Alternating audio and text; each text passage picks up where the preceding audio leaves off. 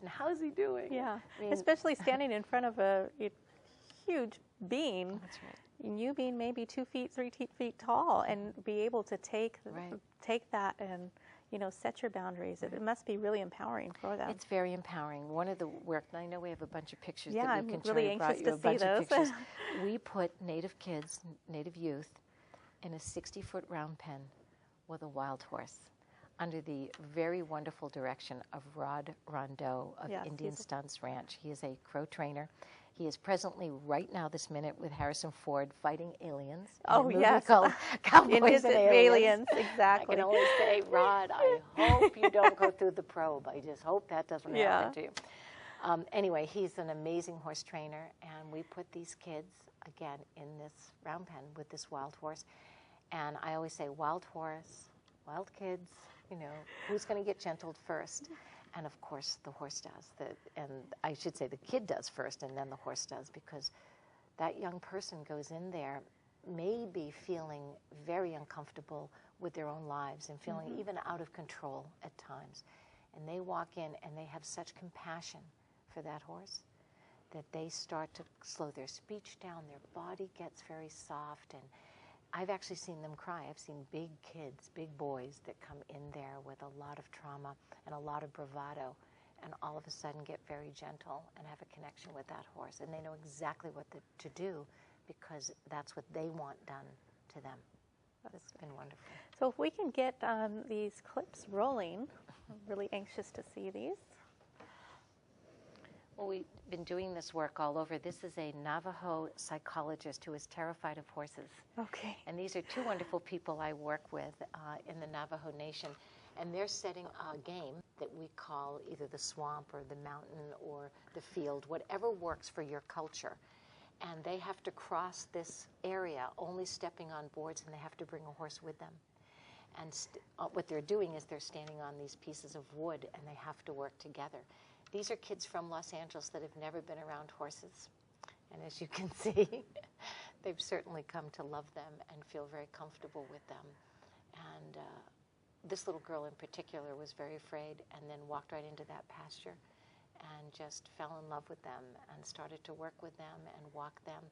Here's where they're preparing their boards to cross the swamp. And they have to watch out because the alligators will get them. We dance with the horse, as you can see here. We do a lot of dancing, and we actually brought the drums in. These are the kids going through the swamp right now. They have a horse with them. They have to bring the horse. They have to get everybody across the swamp safely without the alligators trying to take away their boards. Here is Rod with a wonderful young man named Max, and they are in the round pen right now with a wild horse. And this is Sequoia in with his horse, and there's Rod again. And this is at a ranch out here in Lancaster called Lifesavers, and they are a wild horse rescue that I'm proud to be associated with. And that's Max touching the wild horse for the very first time. Max is an amazing young man that's gone through tremendous trauma in his own family, and he's turned out to be quite an amazing young man. He still talks to me every day about the first time he got to touch that horse and what that meant to him. And he was a kid who had a very hard time maintaining his affect and being able to calm himself down, and yet he could walk in there and work with that horse and help that horse feel safe and calm. So, well, that's wonderful. And this is where we brought the drum, and this had never happened before. Oh, you told me a beautiful story, so if you can repeat that. So we bring the drum, out into a pasture with 100 wild horses, and there's Rod. He didn't know this was going to happen. He said, I haven't drummed in years. I want to be out there. And the boys started to drum, and as they started to drum, the horses started to run behind them. They were probably about, about 50 yards away, and just ran up and down behind them, and the boys are drumming, and obviously they're very nervous. And as you can see, the horses came within 10 feet of the boys. They made a complete semicircle around the drum and stood there and waited and watched and participated until the drumming was over. And we're all crying, and we couldn't believe that this was going to happen. We asked the kids to paint the horse. We don't tell them what to paint, but as you can see, this is down at Rama, New Mexico, at a wonderful ranch called Osa Vista Ranch Project. And the kids got to paint the horses and did a blessing, and they had their own horses, their own model of their own horses. And that was really a very special time, and I work with 3 great people down there, wonderful people, and a traditional healer.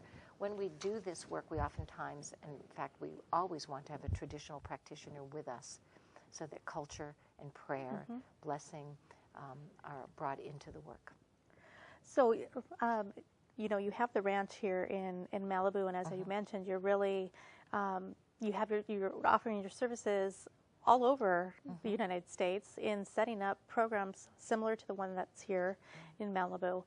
Can you talk about some of the programs that you were actually set up with, you did talk about in the Navajo Nation. Right. We're doing and one right now. Success stories. Well, Osa Vista Ranch, the last pictures you just saw, they had a summer camp twice this summer, and I went down and found 3 of the greatest people that I've ever worked with in this work. And they are now, with the help of the behavioral health of the Navajo Nation, they're starting their own horse program down there called, now my Navajo is not very good, but it's called Chile, and it's the word for horse in Navajo. And they're all EGALA certified, and pretty soon they'll be Red Horse Nation certified. We're going to do our own certification. The Polka Ranch up in Montana, in Browning, Montana, we helped them start their own horse program up there, which is doing very well. And presently, Dr. Jessica White Plume out in North Dakota is starting her own program. She actually started it years ago. And what we discovered, Red Horse Nation discovered, was that there are horse programs in Indian country, many of them. It's just that we didn't know about each other, and we weren't supportive of each other because we didn't know. Now what's happening is, because of the internet, we are now in connection, and Red Horse Nation will have the first annual conference of all Native horse programs. Anybody who's doing anything with Native people and horses, we're going to support. We hope to do funding for them, and we'll be having a conference next summer, and we're coming from all over to support this. That's very cool. Yeah, and as well as you have, you work a lot with rescuing horses and some of these agencies that have horse rescue. We'd like to use more of the rescue horses. As many people may know, the wild horses they're going through their own genocide right now with the BLM, the Bureau of Land Management. And we have many, many people trying. In fact, on Facebook, there's a group right now called, with Rod's wife who started this, called American Indians for Wild Horses. And we're working really hard to try to save these herds and to keep them on the land. And Native people have been tremendously supportive. And we're working actually with the government of New Mexico to try to start a horse sanctuary in New Mexico. So we'd very much like, think of the metaphor of that, of saving horses and making sure that we continue this wonderful work with those horses. I want to put in one other word. There's one of the most amazing rides. I think they're in their 24th year. It was called the Bigfoot Ride. It's now called Future Generations. Yeah, and I was Arvo Looking Horse. I think he's involved in that. He's part of that, and Leo Cummings and Charlie Newholy is very much a part of that, and Jessica White Plume. And so we're going to take some kids from Los Angeles up to that ride this year. So we're pretty excited about it, and it's going to be really cold, and we're still going to do it. So that's the kind of work that we want to do. Is we don't want to keep the kids on the ground with the horses. We also want to put them on the horses. So we hope we do a riding program as well. That's very important. And Jessica's been doing great work out in North Dakota with that, in South Dakota. So it's happening. It's starting to happen. It sounds like it. It sounds like it. Yeah. So, you did bring up the aspect of historical trauma, and just if you could just touch a little bit more on that, and some of the, I think, physical aspects that come out as well as emotional, and the effects. Historical trauma, which we're so grateful that we understand more about that now, and I think that's been a tremendous blessing for Native people to understand what they have gone through. That genocide has been passed down. All that trauma and that way of thinking about self and losing culture does get passed down.